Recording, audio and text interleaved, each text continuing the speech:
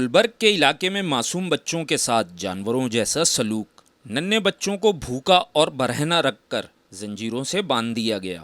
گلبرگ کے علاقے میں ننھے بچوں کے ساتھ انسانیت سوچ سلوک ہونے کی اطلاع ملتے ہی علاقہ مکین گھر میں داخل ہو گئے۔ سوتیلی ماں نے چھوٹے بچوں کو زنجیروں سے باندھ رکھا تھا۔ بچوں کو کئی روز تک کھانا بھی نہیں دیا جاتا تھا۔ علاقہ مکینوں کا کہنا ہے کہ بچوں کی عمریں 4 سے 10 سال کے درمیان ہیں۔ سوتیلی والدہ کی جانب سے بچوں پر بدترین ظلم کیا جا رہا تھا۔ علاقہ مکینوں نے بتایا ہے کہ کافی کوششوں کے بعد گھر کا دروازہ کھلوایا گیا۔ ویڈیو میں بچوں کو زنجیروں سے بندھے دیکھا جا سکتا ہے۔ بھوکا رہنے کی وجہ سے بچوں کی ہڈیاں بھی باہر آ گئی ہیں۔ علاقہ مکینوں کی مدد سے بازیاب ہونے والے بچوں کو پولیس نے واپس سوتیلی ماں کے حوالے کر دیا ہے۔ واقعے سے متعلق جاننے کے لیے نمائندہ سچل نیوز نے ایس ایچ او تھانہ گلبرگ سب انسپکٹر عتیق کو بارہا کالیں کی، لیکن انہوں نے فون اٹھا کر تفصیلات بتانے کی ضرورت نہیں سمجھی۔